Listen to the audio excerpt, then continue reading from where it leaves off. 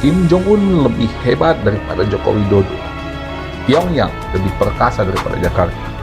Hal ini terbersit dari pikiran saya sebagai akibat dari kunjungan Presiden Rusia Vladimir Putin ke Pyongyang, Korea Utara. Presiden Rusia Vladimir Putin sangat terkenal dengan kehati-hatian yang melakukan kunjungan ke sebuah negara. Vladimir Putin jarang sekali melakukan kunjungan resmi kenegaraan. Dia hanya melakukan itu ketika dia menganggap negara-negara yang dikunjunginya adalah yang berperan strategis terhadap geopolitik dunia dan kestabilan kawasan. Beberapa tahun lalu, Indonesia menjadi tuan rumah pertemuan G20. Putin tidak hadir.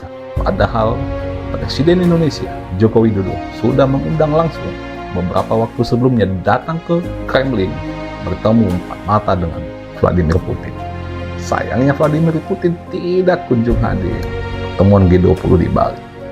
Nampaknya Putin tidak percaya ataupun Rusia tidak terlalu percaya bahwa Indonesia mampu memainkan pengaruhnya dalam geopolitik global.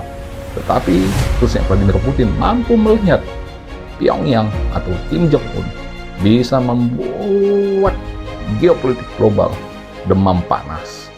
Dan Presiden Joko Widodo juga tidak lebih hebat dari pemimpin di Vietnam. Presiden Putin dengan megahnya disambut di Vietnam.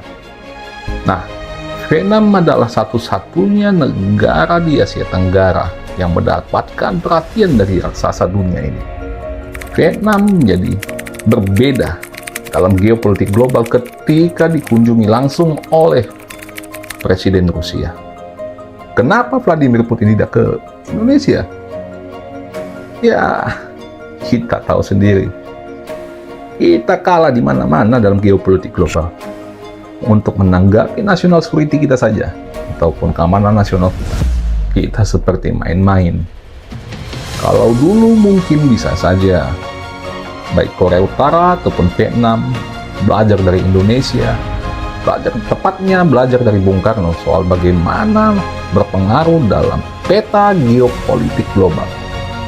Tapi sekarang, kita di belakang. Kita mengekor.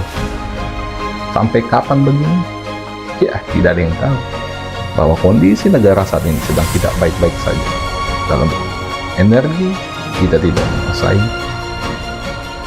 Sumber daya manusia, juga kita tidak menguasai. Demokrasi, apalagi kita kalah. Kalau berkaca kembali flashback, era Perang Dingin dulu, bagaimana Bung Karno mempunyai pengaruh yang sangat kuat.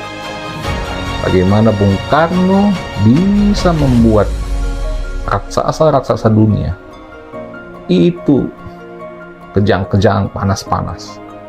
Nah, saya pikir dulu presiden kita mampu memainkan peran dalam geopolitik global. Tapi tidak. Momen kedatangan Vladimir Putin di Pyongyang yang disambut langsung oleh pemimpin Korea Utara Kim Jong-un, dan bagaimana momen negara Vietnam juga menyambut Vladimir Putin. Sebegitu seriusnya pemerintah Rusia untuk menjaga mitra strategis mereka seperti Vietnam dan Korea Utara. Kita tahu Vladimir Putin itu dianggap oleh pemimpin-pemimpin dunia sebagai pemimpin besar, presiden terkuat dari semua presiden yang ada.